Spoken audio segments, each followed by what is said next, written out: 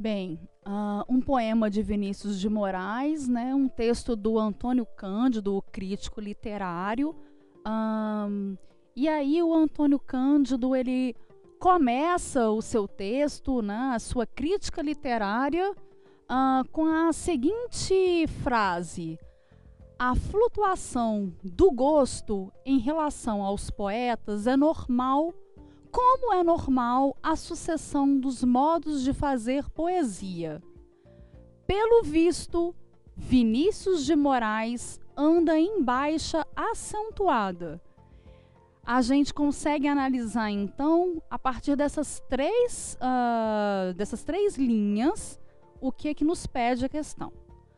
A relação que se estabelece entre a declaração inicial do crítico Antônio Cândido e o restante do seu texto, introduzido então, né, pelo visto, Vinícius de Moraes anda em baixa acentuada, pode ser definida pela seguinte sequência. Bom, vamos lá. A flutuação do gosto, ou seja, falar da relação aos poetas, ou das relações criadas pelos poetas, e o modo de fazer poesia é um problema, e o restante do texto introduzido pelo visto, Vinícius de Moraes anda em baixa acentuada, é uma solução? De maneira alguma. Então não tem um problema no início e uma solução apontada. É uma abstração? Não. Realmente há uma flutuação do gosto em relação aos poetas. Uma hora eu gosto, outra hora não. Poesia é uma coisa de momento. Então, a cada hora que este crítico literário lê um poeta, ele consegue perceber algo. Então, há uma flutuação do gosto em relação a esses poetas. Não é uma abstração, ele é crítico literário, é isso que ele faz, inclusive, para viver. Ou vivia, né? Porque Antônio Cândido já não vive mais. E realidade, não. O texto que se segue, né, a crítica do Antônio Cândido que se segue a Vinícius de Moraes, ele não tem a ver com uma realidade.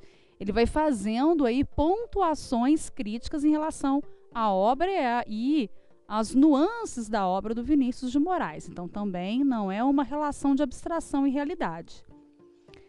Pressuposição e uma asserção, ou seja, uma assertiva, algo que seria mais certo, não, ele não pressupõe uma coisa, né? Não é uma flutuação, ele não está pressupondo um gosto, ou não está pressupondo que é a sucessão dos modos de fazer poesia. E o restante do texto também não é um apontamento assertivo. Ele não faz aqui uma enumeração, não faz aqui uma relação de causa-consequência, então não é uma asserção. O que ele faz então? Ele começa a falar de poetas no geral e de modos de fazer poesia no geral.